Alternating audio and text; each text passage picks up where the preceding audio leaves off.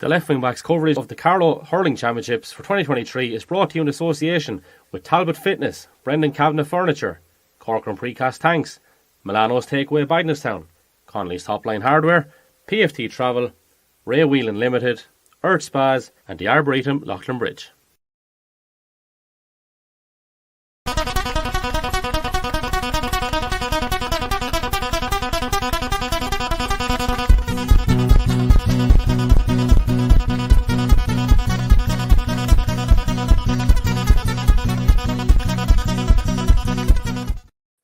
Yes, hello, welcome along once more to the latest offering of the Left Wing Back podcast. We are obviously knee-deep in Hurling Championship action, as we know, and coming up this weekend, we have the last round of the group stages, and it's ticking fast. We go into semi-finals after that, and into the final. There is no rest for the wicked, as the fellow would say.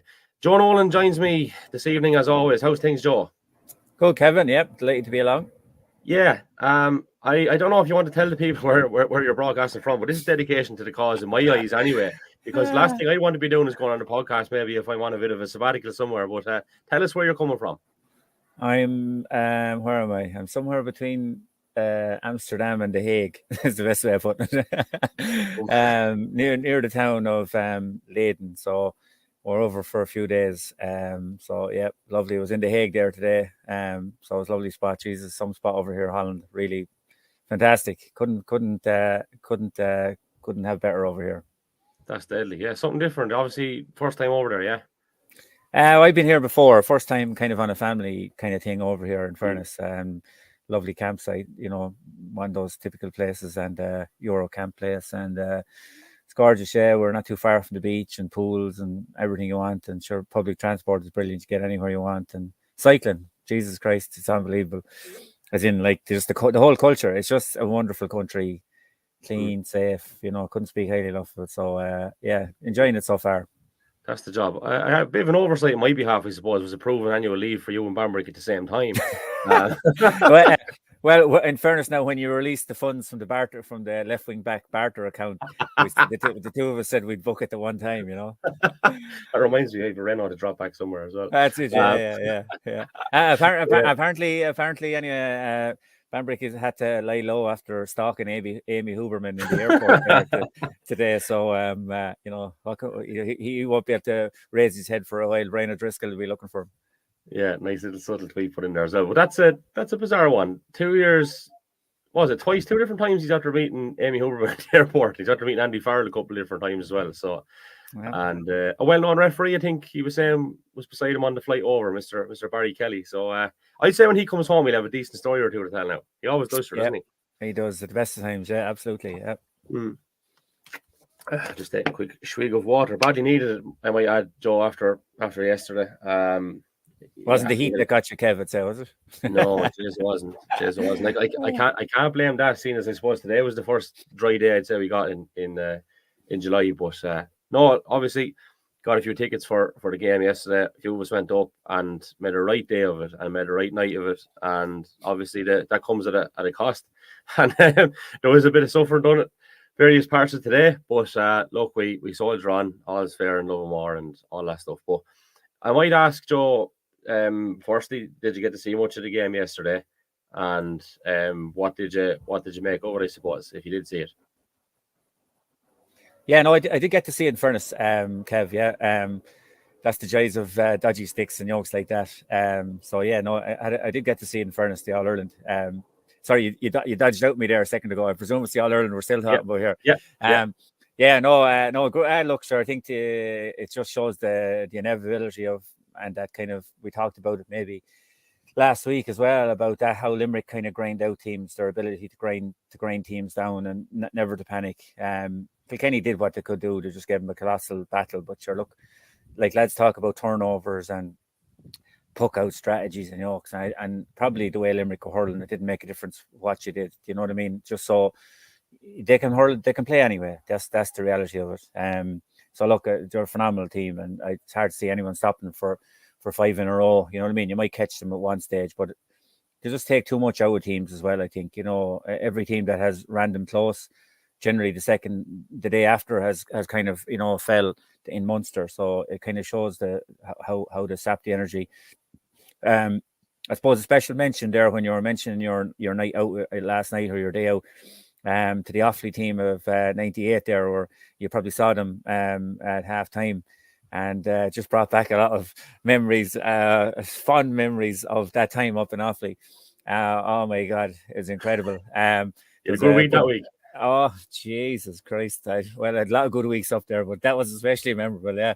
But just brought back, there was a good buddy of mine. I know a lot of lads on that panel, I suppose, Offaly at the time, you'd be so close to the hurling end of things, but a good buddy of mine was John Ryan, and he was there. I was just texting him yesterday and the day before, and it's a lovely honour for them. But geez, those were the days like of kind of hurling and kind of, you know, devil making and the beer and tactics are kind of out the window, and, you know, it was just a cavalier sort of a time, you know. But look, it certainly the All Ireland Day.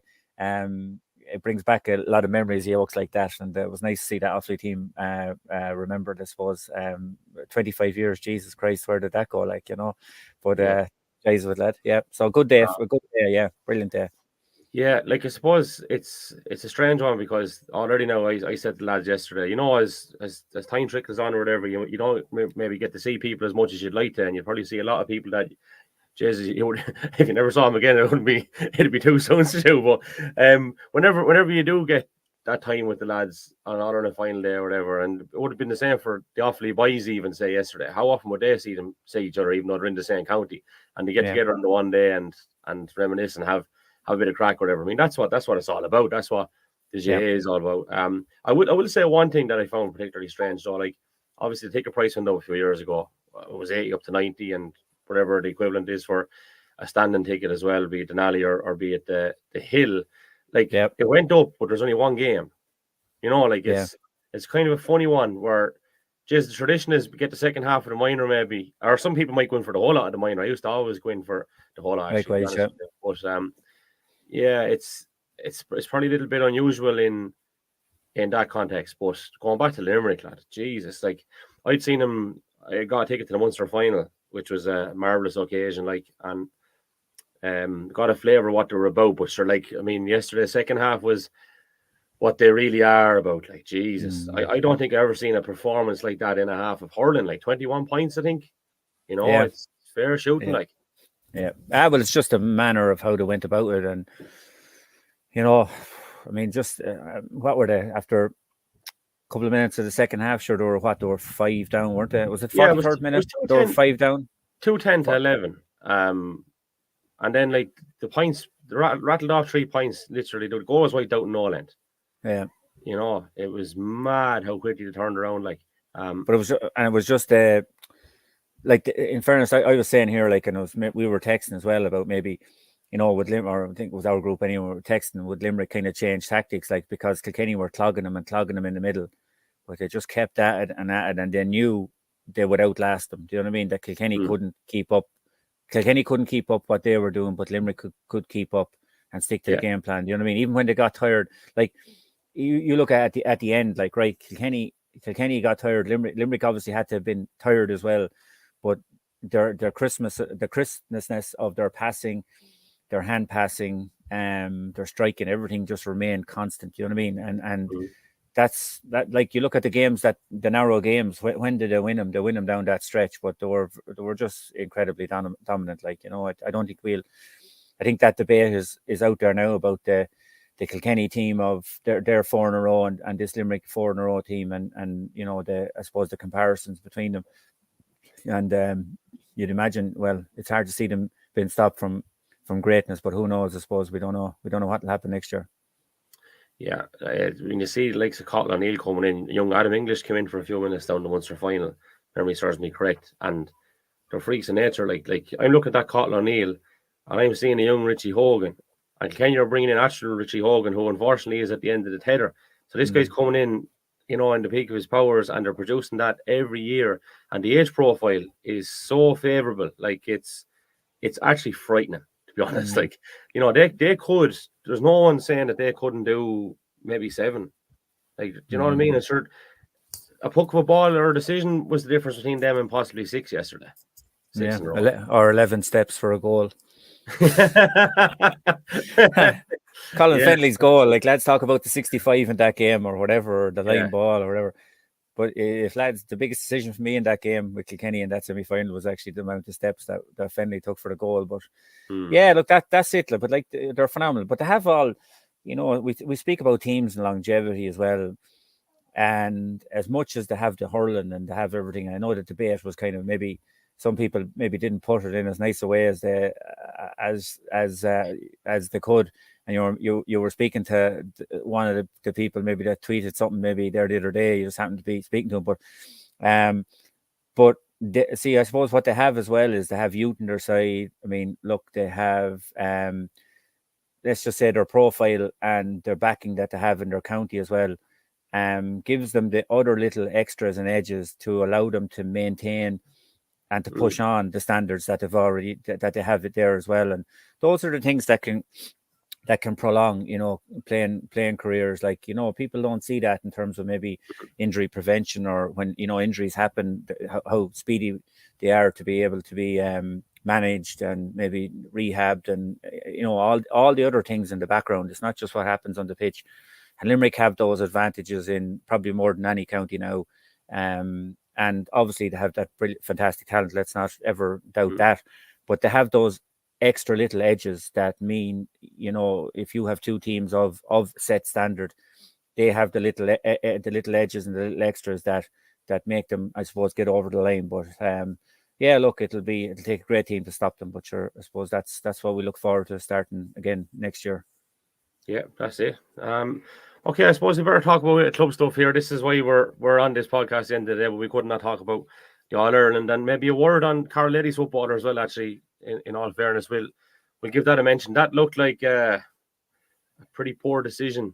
It was great thinking out Cleany here. So basically, for anyone that hasn't seen it, All-Ireland junior ladies football semi-final yesterday, down in Carlow, down 1 by 4 points in the end. But Carlow had been given an indirect free or possession free, whichever way you want to call it, because someone had gone down with a head injury. Cleany Hayes about 30, maybe 35 yards out, whatever. And very, very cutely, I suppose, says, do you know what? I'm just going to drive this at the goalie. And yeah, obviously, if it goes in directly, it won't count. But if the keeper panics for a minute and puts any part of the body to the ball and it goes into the net, then it does count. So it seemed, now, the footage wasn't hectic in terms of the zoom on it, but obviously there was some sort of contact with the keeper and the ball into the back of the net. You're assuming the goal is going to be given, and all of a sudden, in the best of their wisdom, they say that the keeper is behind the line, which is just simply, zoom or no zoom, not possible. It doesn't look like it could be remotely possible. So they've right to feel hard done by. It's disappointing for them.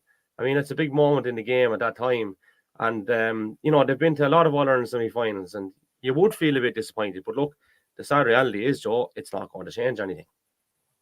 No, it's not, unfortunately, Kevin. I was following it I was clicking in now the YouTube link for it live, and I was, flicking between that and the Twitter as well. And a lot of very positive stuff to take out of the game. They were probably did a lot more football, probably a lot more the ball than their scores would have probably dictated, if you get me. And down seemed to be able to get the scores a little bit easier. The decision, I suppose, yeah, it's a tough one to take. From looking at it and looking at the clip as well, I suppose, in fairness to the referee, as far as I can remember, he does approach his umpires. He does have a discussion with them. It's not just immediately called, if memory strikes me correctly. So I suppose, look, it's a harsh one, and again, we probably can't see it but I suppose at least it wasn't called from 40 yards away by a referee and just pointing out, and that's it. At least there was some discussion over. But it's a hard one to take. Yeah, it was a great bit of thinking by Clean, in fairness, to make a goalie, because your natural reaction, the ball is coming at you there, you're putting your hands up, and like we said, if it touches the goalie and goes in, it's a score, and it would have been a key score at that stage. Or would have put them a point ahead, I think, or 2 points ahead at that stage, and then down, actually, I think, countered then, and got a goal and a point, I think, not too long after, I think, you know what I mean, to kind of seal the game. So it's a big decision in a tight game. In fairness, it is a big decision. Yeah. But look, fair play to them another good year, and hopefully maybe if they keep pushing on, that next year maybe will serve them better as well. Yeah, here's hoping. Close stuff. So obviously, I know you're on your sabbatical, or whatever, but in the how do I put this? I suppose you managed. I'll simplify it. You managed to get a look at some of the games. So Choice technology. Yeah, I had to get my fix. I actually, I got to see the Ballinkillen Rangers game last night. Looked at it here, laying on the couch here. So how bad to end the weekend like that? But not too bad. Before I come to you on that, I'll just start in sequence of maybe the way it went. Perfect. We'll talk a bit about Naomh Breed and Naomh, and I hadn't actually seen Naomh Breed up until the game the other day. For context, it was horrendous conditions for the triple header in Netwatch Cullen Park. Stevie sat on for the third one. I didn't. I'll be straight with you. I had somewhere to be anyway, but it was absolute. It was a big ask anyway. That a triple header is a big ask. Now, I'd say many people would say that's the ideal night away for Stevie. I'm surprised he didn't bring a camp bed in the whole lot, because three games from Dr. Cullen suggests he's in the place the whole time anyway. But look, he's involved with Naomh Breed. Naturally, he was going to be there for that one. I have to say, like, I'm a bit disappointed, I think, with maybe how Naomh Breed are hurling. I think there's more in them. Yes, they're a bit off, and even at their best, they probably would be still. I'm not going to say slightly off, but definitely better than what they produced the other day. Even consider the conditions into consideration. Simple things like striking, handling, touch, all those things were kind of not where they should be or where you'd expect, and you get shown up for it in Senior Championship hurling. Adam Dunn wasn't playing; he was ruled out. So obviously he's been wearing six, but kind of sitting back as a sweeper or whatever. And that meant they opted to put Mikey Bambrick back there as a sweeper, which was an interesting one. But I understand maybe where you'd come from that line of thinking, because he's so good on the ball. He's a great reader of the game. But then obviously the flip side of that is you lose a serious forward up near the goal at the far side. And like Fico Toole in the middle of the field, again, a forward by trade. So naturally, like, you had two guys that were probably going to struggle. If Aaron Hammond wasn't firing, they were going to struggle for scores. And unfortunately, probably Aaron didn't have one of his better days. Like, striking wasn't great. He slipped going in for a goal. It was just one of those days for him. And then John Murphy goes off in the second half. But I suppose, like, it was 8-5 at half time. Naomh ahead. Naomh Breed missed an awful lot of chances in the first quarter in particular. Should have been closer, possibly could have been ahead. Naomh punished every mistake. John Michael put over 2 fine points in the first half. What do you call it? James Smithers came in and looked fairly dangerous for Naomh. Like, you know what I mean? Cottle Tracy actually come on as a sub. When I say James Smithers come in, I mean he came in as a kind of a late start or whatever. Yeah. Cottle Tracy come on for Gavin Rosisco just before half time. Ross Dermody hurled a savage game for Naomh Breed cornerback. He was unbelievable now, because Rosisco has been pretty good, and he got the curly finger before half time, and he did very well. Ross did on Cottle Tracy as well. But you always thought we'd spread the scores, Joe, and I'm always devil's advocate with it. And I always use Dennis Murphy as the example. But spread the scorers was key. I think there was 5 different scorers for Naomh maybe at half time, and Naomh Breed only had 1. Like, and Fico Toole got a point from play. I think it was the only point from play they got in the whole game. 3 points in the second half. Fig 2 place balls. Aaron Hammond with a place ball. And what really was disappointing was 30 seconds into the second half, Dylan Kavanagh is 1 of 3. John Hickey's right beside him when he throws the head into a lad. The game was gone. As soon as that happened, the game was absolutely gone. They were always going to be under pressure. Would have ruined the game. And from that point on, it was kind of how much are Naomh going to win by. There was a few moments of excitement with Mikey going through a couple of times for goal chances. Brian Tracy actually made a few really good saves as well. Scored a very good penalty. So look, he is. We know what he is. We know what he's capable of. We know how good he is, etc., etc. Gerard Kavanagh, I thought, was pretty impressive for Naomh. He caught the eye. Here's one for you, actually. I'd be curious to see what you would do now. So, Naomh obviously do play with Dwayne Kavanagh free, and Naomh Breed had Mikey free at the other end. But when Dylan Kavanagh got sent off, obviously Dwayne Kavanagh was already free. I'm nearly certain it was Gerard Kavanagh was the second person that ended up free. But they actually placed him in the middle of the field. Now, I was thinking initially, would you have pushed up the other free man onto an Naomh Bríd sweeper? It didn't matter in the end. It was immaterial. But I'd be curious to know, what would you do in that situation? Would you keep the second free man in the middle third? You probably wouldn't have a sweeper on you to start with. But if you did, like, would you push up on the other guy? Yeah, what's this middle third? Sure, you can drive the ball over it. Yeah, I know, not at all. Yeah, well, look, I suppose, it's funny. It's a game that, look, the most important thing for Naomh was to get the win. Okay, yeah, in terms of the sweeper, so you're used to playing a system. You're used to keeping, your backs in place. You're used to keeping, so probably rather than causing any difference to their system, they just left it as is. You know what I mean? Because they were probably they're winning as is, if you get me. So why, what was the difference in changing up? And they're probably going to play that same system. They have played this year. They'll probably play that same system next weekend as well. So the second free man, though, yeah. Yeah, but well, I mean, you had the second free man, but what did you really have to gain? As in, you were going to get the win. You want to make sure you get the win. You want to push up. You're not going to be doing that next week. Okay, let's be honest with you. Like, you're not, like, to have a tough game coming up next week against St. Mullins. So to me, just keep your system. Keep things as were. Do you know what I mean? I mean, right? You might say push up, take a chance, put Naomh Bríd sweeper under pressure. Do you know what I mean? Go man for man up the forwards, in against Naomh Bríd's backs, etc. But to me, there's, I think you're messing around a bit too much with your own setup. And plus, like I said, I think just the key thing for them was to grind out, to get the win, not to grind. And obviously, they didn't grind it out. The one handsomely enough in the end. And I think maybe one eye, maybe on next week, maybe that's why they were keeping their positions in place. You know what I mean?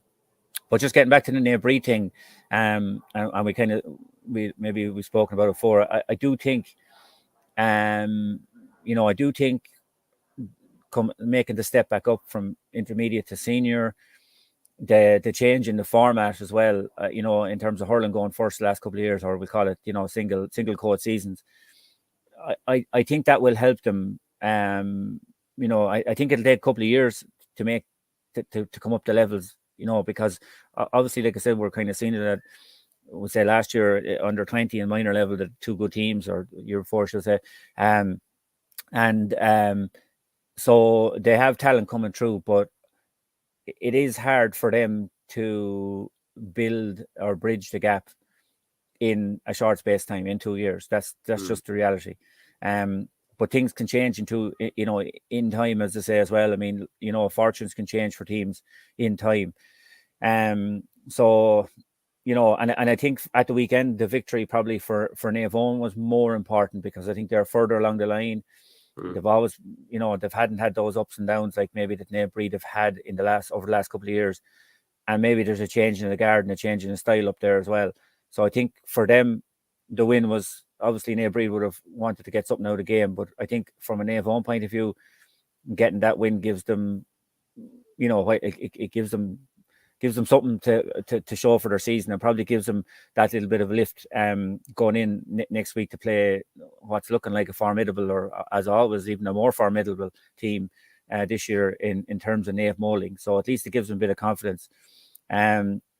I think the unique thing, Kevin, by the way, about Naomh this year is that I think they've +3. They've actually they've a fairly good scoring difference. So it shows like that a puck of a ball here or there, like, that they could be in the shake-up come for semi-final time, or at least have something to play for say the follow next weekend. But so I suppose, look, getting back to your original point, I think maybe that's why they just didn't, they didn't go kind of hell for leather, that they just kept what they have, because maybe one eye on next weekend, and trying to get some sort of a decent result out of next week's game to kind of end the year on some sort of a kind of a positive for them, Absolutely. I actually see the sense in having the second free man at midfield as well. Like, it was never a thing where I would be saying push Dwayne Kavanagh away, because like that's the one free guy. When someone gets sent off for the opposition team, that's where I was curious and intrigued. But if you think about the way they play the game, if you leave that second free man in the middle, and okay, right, the flip side is Mikey Barnbrick was still free. So if you think about this now, it would sound crazy in one sense that like you have 2 free men, or you're still allowing the other team to have a free man down in front of their own goal, right? But the way they play the game through the hands and stuff, it lends itself to it because you're drawing a man the whole time, right? So that's where, and it worked for them. It absolutely worked for them. So I was thinking, you're creating overlaps. You have more in the middle. Yeah, and yeah. So look, that's the crack with that one. And then, like you said, it's a kind of like, sorry, Kevin, lost you there for a second. Yeah, I actually lost you there for a second. Yeah, apologies. No. What I was actually going to say was, I suppose the downfall of the head-to-head means that Naomh don't have an opportunity to go through if they did beat St. Mullins next weekend, which is unfortunate, I guess. With that plus 3 score difference, like I'd imagine Bagenstown's one isn't too handsome, like. No, I think after, if I'm right in thinking, I think it's after Rangers and after St. Mullins. Like St. Mullins are plus 59 or something massive, wow. And I think Naomh are actually plus 3 or something like that. They're actually, I'm actually doing the same myself because I know I have it here actually, Kevin. Yeah, so I think they're actually plus. Yeah, so Naomh are actually sitting on plus 3. Bagenstown are minus 22, Ballinkillen are plus 1, Rangers plus 15, Naomh plus 59. So and Naomh are minus 56 or something like that. So they're actually a decent scoring, in terms of they're positive in terms of that. So it's a mad one given like you said that they really don't have, there's nothing to play really for next week, barring the one game we'll probably talk about later on is the Ballinkillen Bagenstown game. Yeah, it is. Look, we know we've been down the road of structures. I'm not going to go down it again because you're sick of me talking about it no more than what do you call it? I might be getting a night with money and GA managers and stuff the other way around. But sure, look, that's the joys of it. But it is a downfall of head to head when something like that maybe happens, and maybe a downfall of 4 out of 6 going through, possibly too. But we're not going to go there. We'll call it quits. No, we won't go there. That one. Effectively, next weekend before we go to the 2 games, anyway. Like St. Mullins are going to finish top. There's no way I don't think that they can finish top, regardless of what happens in their encounter with Naomh. Obviously, it gets interesting after that. Like as you said, Ballinkillen and Bagenstown, is the one. Look, we will go into it later on. But second game, so you mentioned Ballinkillen and Rangers. I was at it. You've looked at it. I'll let you start with it. Yeah, well, look.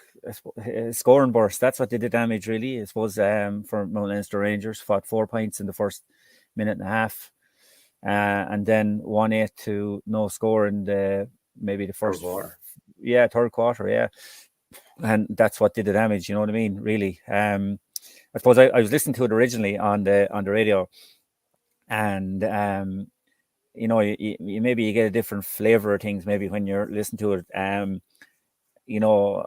There was a lot of bad wides in the first half, both teams. I thought, Mount Leinster Rangers probably hit the more of them, I suppose. Some very poor wides in play. Again, poor wides in terrible conditions. So now I better put that asterisk on that. It wasn't, there was wides from both sides. But they're striking. They had an urgency about them in the first half. Thought our backs contained Rangers pretty well, in that first half. We didn't kind of give them a platform to build off of. Jack Tracy was lively in the first half from Ballinkillen point of view. Took his goal, really, really well. Big score. I suppose we talked about him at the start of the year. He ended up, I think, it 1-2 at the weekend.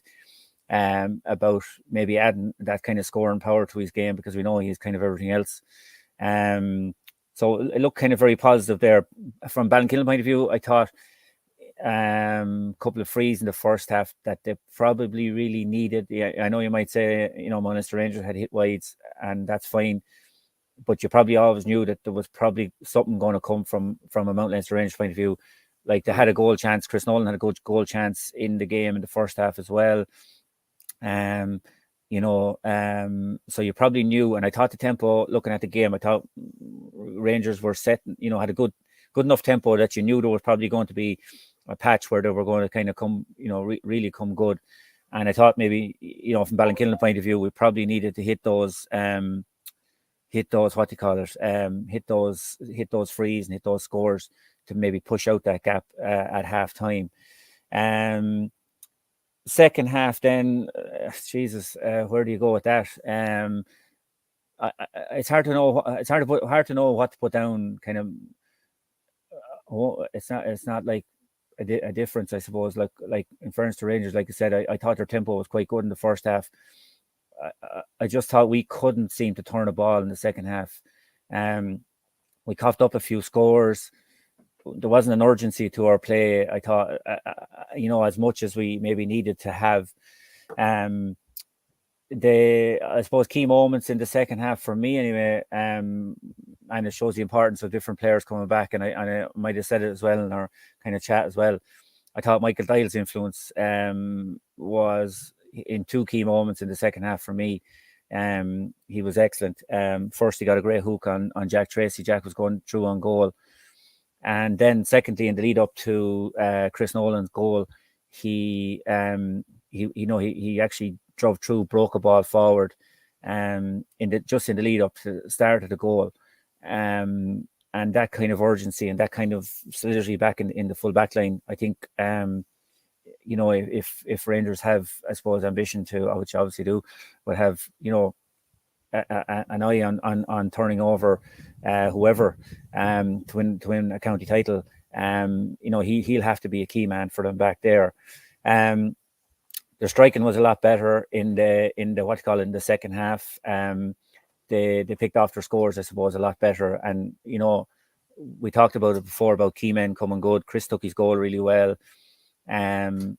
He played cute. He saw Tomas Dowling coming off his goal to try, I suppose, shut off the angles or make things tight, and he just flicked it rather than getting a full strike on the ball. Flicked it, I suppose, kind of like what Jack Tracy did in the first half as well. So yeah, look, I think Ballinkillen will be disappointed with, just like we said, that that to concede 1-8 without reply, and to kind of effectively, that third quarter push from Mount Leinster Rangers point of view will please them. It's hard, I think conditions were probably, you were there in person, Kevin. Conditions just seem to have so much to play. I mean, I've never seen, say, the free takers on both sides are just incredible. Just from a free taking point of view, I'd say it was an absolute nightmare. Because you had Chris, David English, Shane Kelly, lads like this, Eric English, lads who were just phenomenal free takers, missing the easiest of chances, and even from what we call relatively simple chances from open play as well. So yeah, I suppose that's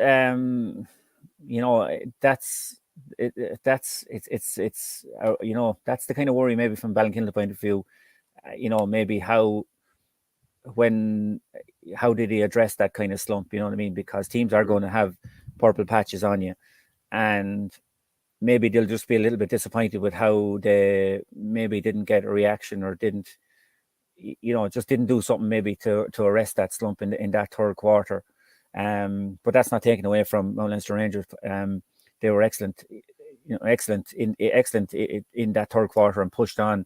And I suppose, like any good team, they'll punish you when they get a chance to go on top. They'll punish you, and that they did.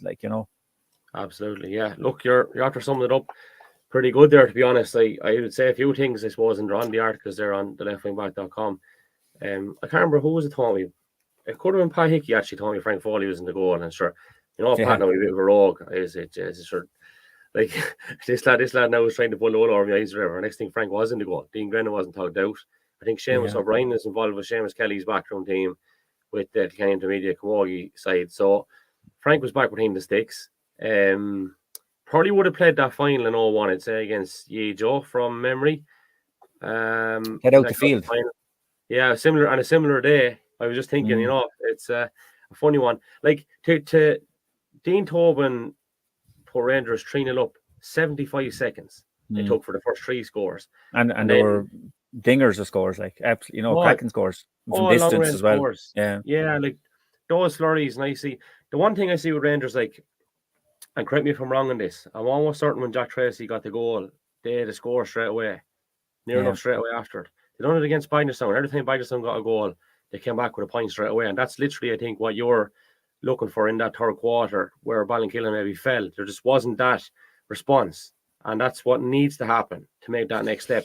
The other crucial aspect, I think, Joe, which is worth talking about, and it's something I think James Hickey was suggesting might happen now.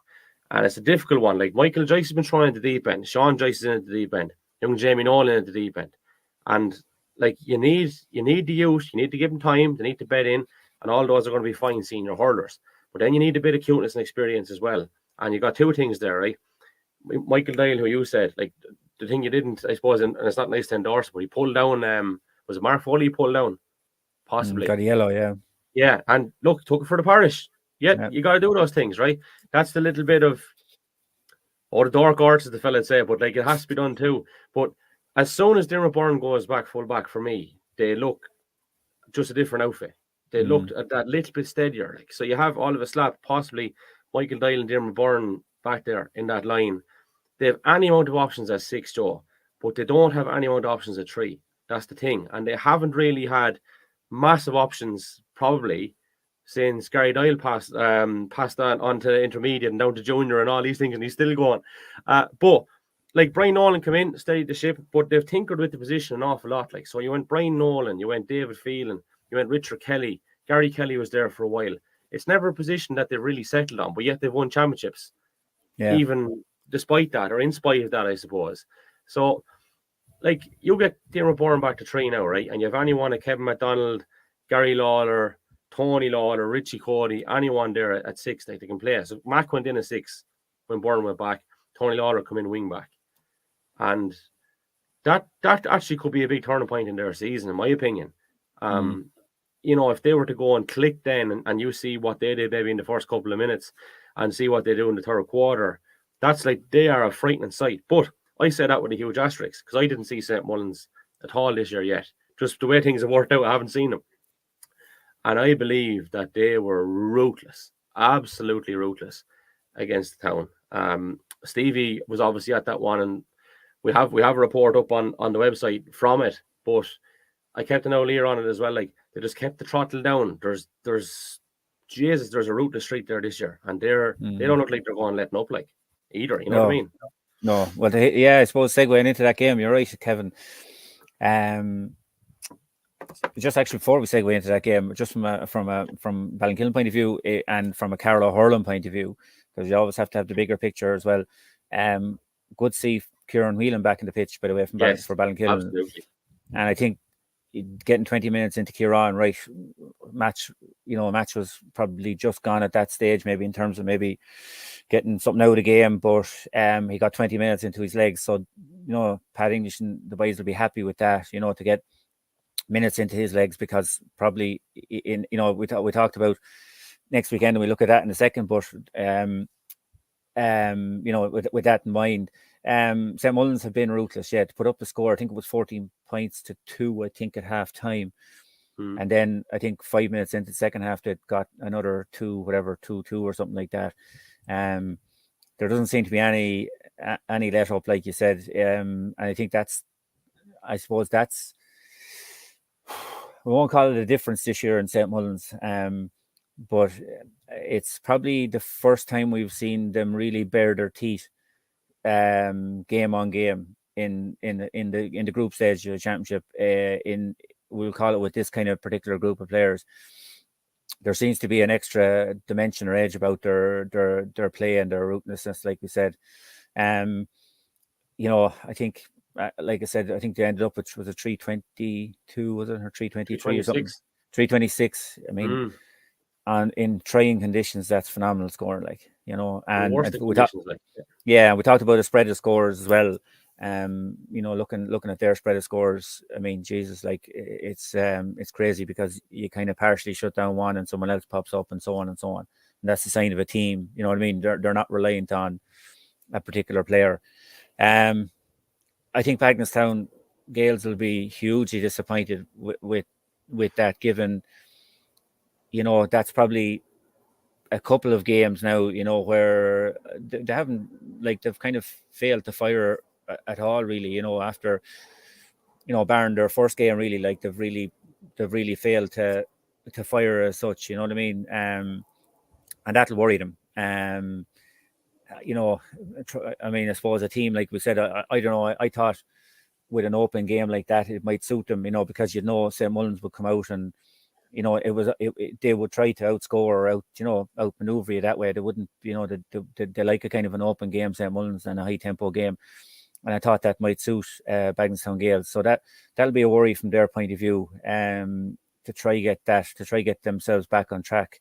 And again, I suppose, the scoring power comes down to, and we talk about the potential that's there. I know Paddy McDonald clipped over a few points, but other than that, like, I think Craig and Darren Nolan got a couple of frees as well. They got very little from play, and that'll be a worry, because you're not going to, whatever about losing that particular match, but you're not going to annex the county title going forward, unless you can, up your firepower, and that'll be something that Eddie Scally, I suppose, will be scratching his head over this week. And I suppose it does come down. It is a big week. We talked about the championship table, and we talked about effectively 1 and 2 being, 1 or 2 are nailed on, and it's only 3 and 4 in what order they come in now. But that game at the weekend between Ballinkillen and Bagenstown Gales is a huge test for both, and with big consequences, because I suppose we talked before about any team wanting to face anyone, or any team will have a cut off anyone in a semi-final. But the way St. Mullins are performing this year, whoever comes in fourth position, is facing into probably a tougher game, or maybe well, on paper or on form, a tougher game. On form it is, yeah. On form, that's the reality. On form, than they would have maybe envisaged at the start of the year. So that Bagenstown Gales Ballinkillen game is obviously the game of the weekend, and I suppose it'll tell a lot for their championship ambitions, not just, not where they place, but maybe what sort of form they're going to bring in a week later into the semi-final. Yeah, so that's Friday at 8 o'clock. Just run down through the fixtures and we'll preview them there in a bit of detail. Friday at 8 o'clock in Netwatch Park, you have Ballinkillen and Bagenstown Gales, and a double header on Saturday evening. You have a 5 o'clock start for Rangers and Naomh Breed, and a 6:45 start for Naomh and Naomh Moling. To be honest with you, I might just go to the other 2 games, because with the greatest will and respect in the world, like, there's no great importance on much of the games really in general, sorting out places. But I get what you mean. There's a bit more of importance about who you're facing, says you, with Ballinkillen and Bagenstown, which makes it tight around. But like, Munster Rangers are going to beat Naomh Breed. It's a question of how much by. I hate saying that about my own, but like, it's true. Naomh Moling, like, Naomh have made encouraging signs. Naomh Moling know that they're top. Yeah, look, it's immaterial really. So I'd say St. Mullins might still just go and win it. They want to keep maybe a bit of momentum going into that semi-final. So probably fancy St. Mullins and Rangers. Now, when it comes to Ballinkillen and Bagenstown, the key thing for me, anyway, and I said it a few times about both, Joe, is that level of consistency like that they're missing. That's the difference, in my opinion, between Ballinkillen making that next step and not, like, because they're not shy of talent. They have all the talent. Bagenstown have talent, but at times they go missing. Both teams go missing. Like, this is their problem. So there's no room for hiding on Friday night, like, you know what I mean? And it's a game of definite intrigue. And like, okay, right, it's not a game breaker, but like, where do you go with this? I suppose you say to yourself, yes, I probably don't want to play St. Mullins, but other than that, there's still that little bit of a caveat there. So you'd hope maybe that both teams will come out and just express themselves and give it a bash, which I'm sure they will. But you don't want a game to be really, I suppose, contained and, hurling within yourself, because basically that's what I'm trying to say. I feel at times that they hurl within themselves, both clubs do. And if they come out and express, I think we could be in for a great game, like. Yeah, I think so. I think what both teams have to move away from as well. I think, I mean, I know there's great rivalry between all the clubs, and there'll be great rivalry, between Ballinkillen, especially in Bagnallstown Gales, come the weekend. And I think both teams kind of and players have to move aside from that and focus. I know it sounds stupid, but focus on the game, focus on the win. Focus on what's important. Because it doesn't. It counts for the win will count for something in terms of your placing and so on. Look. I'll go from a Ballinkillen point of view first. Like, I mean, I think the encouraging signs are right. We might, maybe Eric English might be out. He went off at half time at the weekend with suspected maybe concussion or a bang to the head, that type of thing. But more or less kind of back at a full steam, and with Kieran now available, it gives us a huge kind of gives a huge plus there.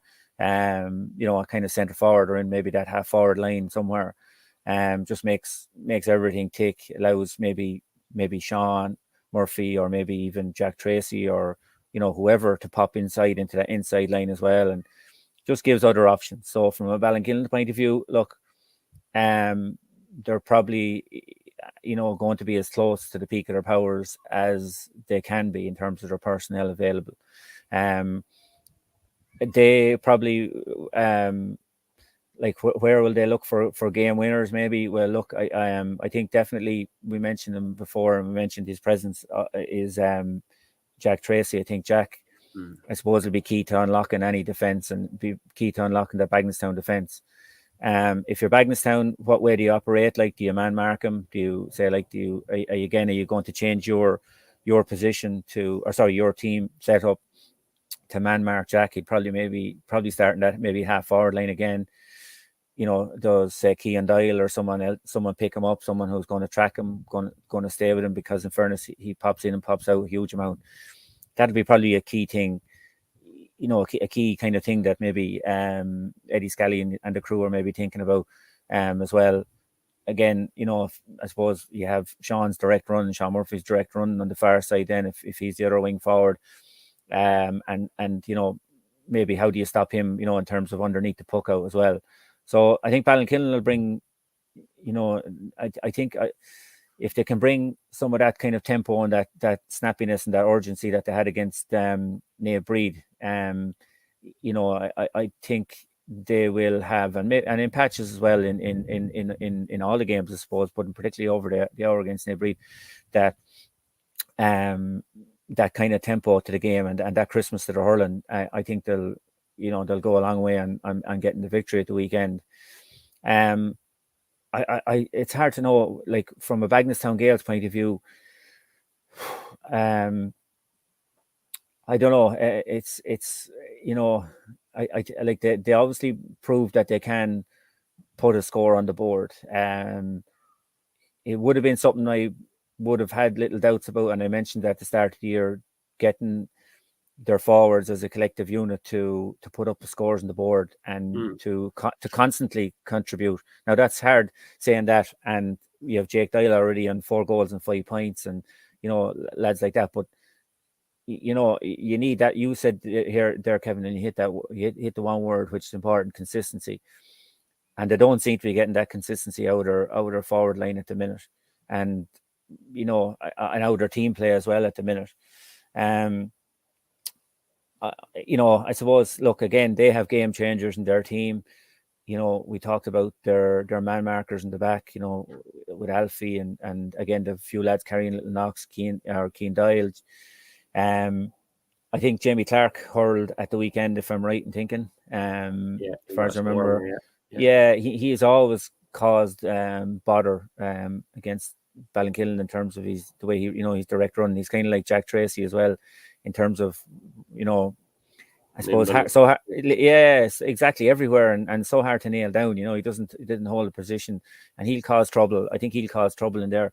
They have great pace inside in there as well, like we said with Paddy McDonald as well, and they'll be looking to try get that ball in early. I mean, maybe that could be getting that ball as quick as they can into our inside line.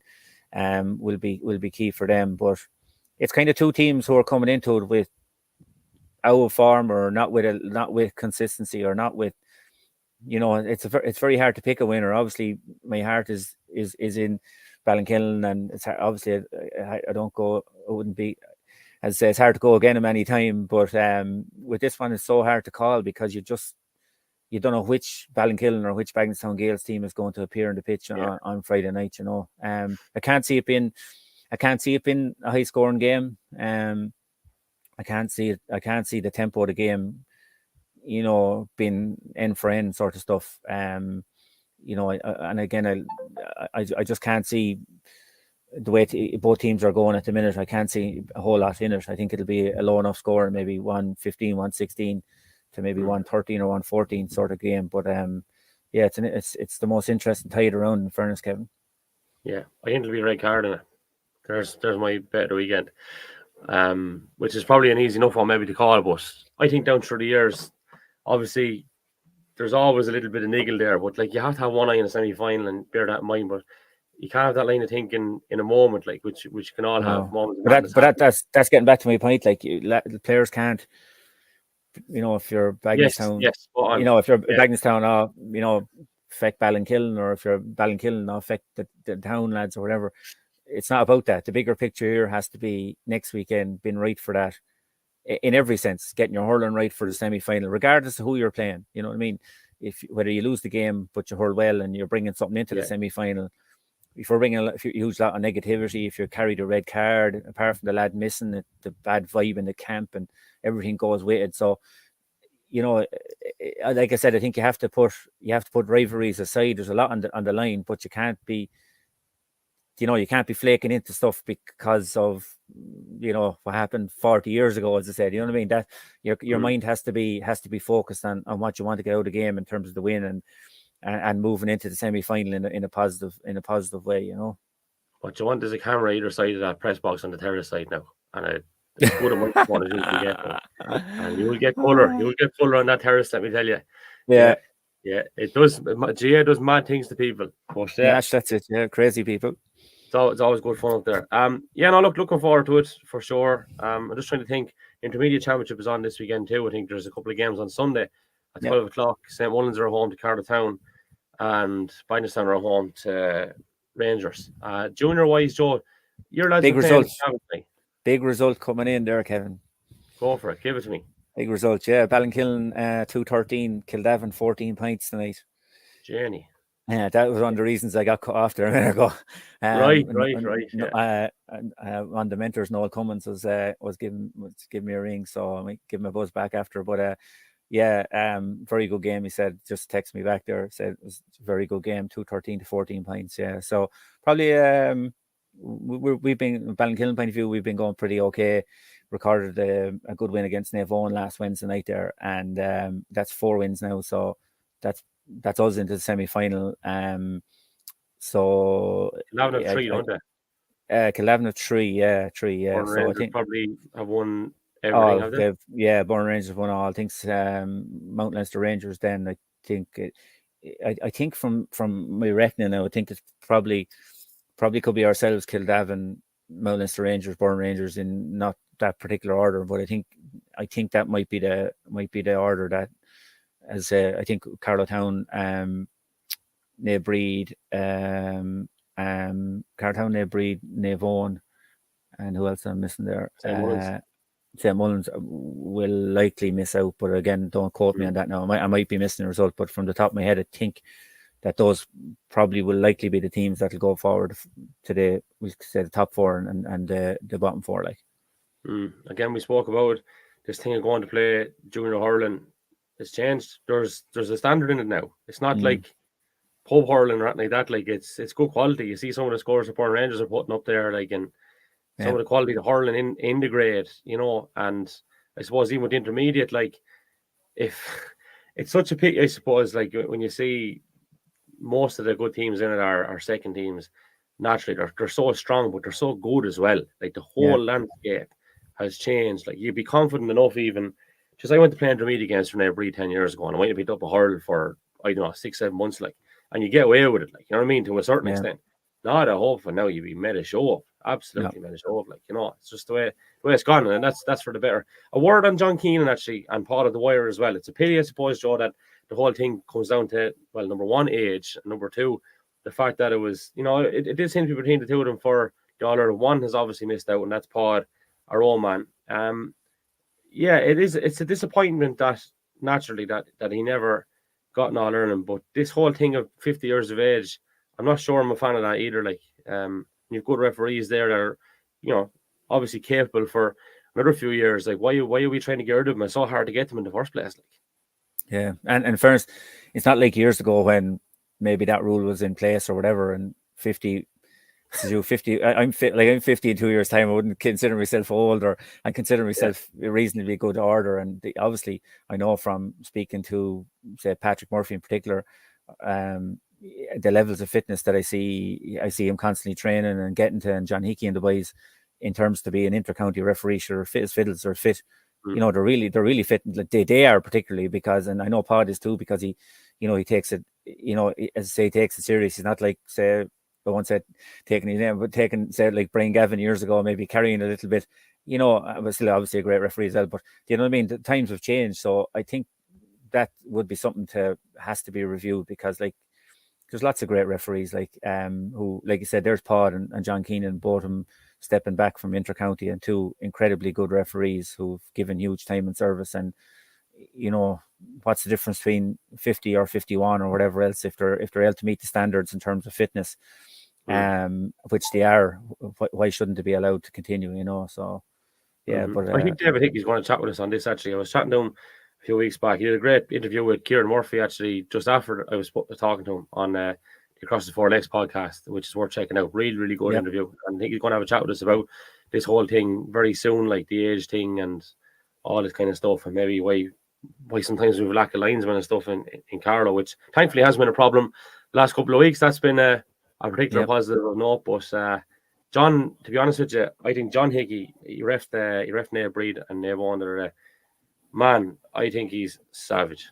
I just love the way he's refereeing the game. And I say it the whole time, that 21 final with St. Mullins and Rangers, I'm convinced he fucked the whistling over the ditch, and he's only going to float this whistle and blow it whenever it's necessary. But it was a simple thing the other day. I think someone put in a big hit, and then obviously in coming out with the ball, there was a few steps taken, but he just didn't blow either. It was like, right, okay, I can see why that might have been that, but if I blow it now, they'd be like, well, sure, you could have blown the first one, kind of a thing. So he just didn't blow it. Similar with a ball went in yesterday between Hugh Lawler. I don't think the TV picked it up right. It's short half the replay. Hugh Lawler and Aaron Gillan. And the two of them were at each other. And he just didn't blow it at all. Now, in the second half, there was one where he did actually blow. But I like that. It's kind of like, right, there's obviously 2 minutes. The sensible thing to do was just not blow the bloody thing at all. John is refereeing so well. Look, all our referees, we have to be thankful and grateful for them. We don't have any games without them, fact, Kevin, and exactly, that's a fact. And we have a lot of good referees in our county. You know what I mean? A lot of, like, you look at the top class referees. We've mentioned him. I'd say for our county, I wouldn't say there's too many counties who have as many inter-county referees. Say over the last couple of years, if you go back, say 5 or 6 years, as we have. So yeah, fair play to him. Yeah, absolutely. Last note to leave on, because it was actually a similar enough one. A lad famously said, when it comes to, what was it? When it was rallying, right? He said, we wouldn't have rallying without the marshals. He goes, we just wouldn't have it without the competitors either. That was a good one, But we know the crack is. Joe, you enjoy the rest of that whole break there. Thanks a million for taking the time. Pleasure as always. As always, Kevin. Talk to you. Thanks again. Take it easy. The Left Wing Backs coverage of the Carlow Hurling Championships for 2023 is brought to you in association with Talbot Fitness, Brendan Kavanagh Furniture, Corcoran Precast Tanks, Milano's Takeaway Bidnestown, Connolly's Top Line Hardware, PFT Travel, Ray Whelan Limited, Earth Spas, and the Arboretum